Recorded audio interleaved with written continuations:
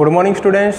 Today our topic is structure of plasma membrane. बच्चों मैंने आपको बताया था कि चाहे प्लांट बॉडी हो चाहे एनिमल बॉडी हो, दोनों की अगर एक सेल की संरचना का अध्ययन करें तो बाहर की तरफ जो कवरिंग मिलती है वो कौन सी होती है? Plasma membrane. और प्लाज्मा मेम्ब्रेन के बाहर भी चारों ओर एक कवरिंग और भी मिलती है, that is also called is cell wall. बच्चों यहाँ पर सेल वॉल का मिलना मेनली कैरेक्टरिस्टिक ऑफ प्लांट्स। बच्चों जो प्लांट बॉडी है, प्लाज्मा मेम्ब्रेन के बाहर की तरफ एक एक्स्ट्रा कवरिंग मिलती है जिसको बोलते हैं सेल वॉल। और सेल वॉल यहाँ पर कैसी स्ट्रक्चर है? एक मृत संरचना है।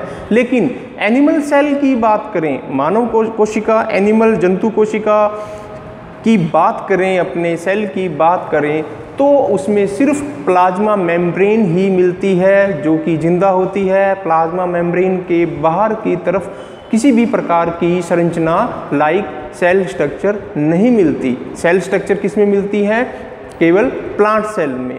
चलो अपने यहाँ पर डिस्कस करते हैं स्ट्रक्चर ऑफ प्लाज्मा मेम्ब्रेन, उसके बाद फिर अपने करेंगे structure of cell wall. First of all, first is structure of plasma membrane. Plasma membrane just plant cell के अंदर सेल वॉल के नीचे का कवरिंग क्षेत्र है।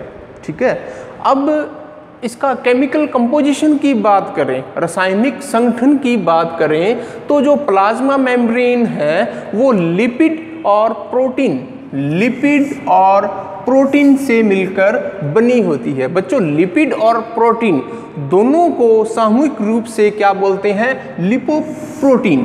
तो अपने कह सकते हैं plasma membrane composed of lipoprotein. Lipoprotein से मिलकर बनी होती है। लिपो का मतलब लिपिड्स और प्रोटीन का मतलब प्रोटीन्स। लिपिड्स एंड प्रोटीन से मिलकर प्लाज्मा मेम्ब्रेन बनी होती है।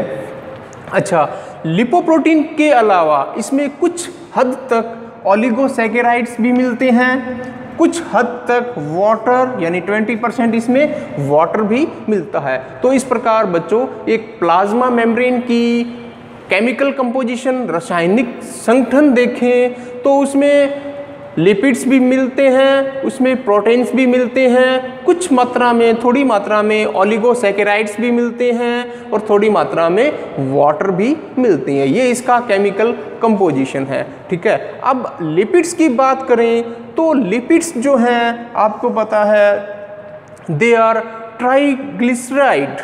लिपिड्स कैसे हैं यहाँ पर? ट्राइग्लिसराइड। बच्चों ट्राइग्लिसराइड आप स्टडी करके आए हो, फैटी एसिड एंड ग्लिसरॉल से मिलकर बना होता है। फैटी एसिड एंड ग्लिसरॉल से मिलकर बना होता है। बच्चों लिपिड के छोटे से अणु की स्ट्रक्चर देखें, मॉलिक्यूल की स्ट्रक्चर देखें तो टेडपोल लाइक स्ट्रक्चर या टेनिस का जो रैकेट होता है उसकी भांति इसकी स्ट्रक्चर होती है। ये देखो हेड और ये लॉन्ग टेल। तो जो टेनिस का जो बल्ला है या टेडपोल की आकृति का लिपिड का अणु होता है। बच्चों इसमें देखो जो इसकी टेल है वो फैटी एसिड से मिलकर बनी होती है और जो इसका हेड है, लिपिड अणु का जो हेड है वो ग्लिसरॉल से मिलकर बना होता है। बच्चों यहाँ पर जो ग्लिसरॉल है आपको मालूम है कि जो ग्लिसरॉल है उसकी जो नेचर है वो किस प्रकार की होती है? हाइड्रोफिलिक, जल स्नेही, जल को स्नेह करने वाला, जल के अणुओं को चिपकाने वाला क्या है? हाइड्रोफिलिक। ठीक है, जो कि जल को स्नेह करता है, जल से बाइंड होता है। जबकि फैटी एसिड की नेचर देखें, फैटी एसिड टेल जो है फैटी एसिड से मिलकर बनी होती है और फैटी एसिड की नेचर देखें तो ये होती है हाइड्रोफोबिक। हाइड्रो का मतलब होता है वाटर और फोबिक का मतलब बच्चों यहाँ पर एक डर, एक प्रकार का डर। फोबिक का मतलब है डर, हाइड्रोफोबिया। तो इसको बोलते हैं जल विरोधी। जो फैटी एसिड है आपको मालूम है कि जो फैटी एसिड है जल में डिसॉल्व नहीं होते, तो ये क्या है? जल का विरोध करते हैं, हाइड्रोफोबिक होते हैं। ठीक है, तो फैटी एसिड कि हेड की बात करें तो ग्लिसरॉल से मिलकर बना होता है, जो कि कैसा है, हाइड्रोफिलिक। अगर टेल की बात करें तो कैसा, फैटी एसिड से मिलकर बना होता है और हाइड्रोफोबिक नेचर का होता है।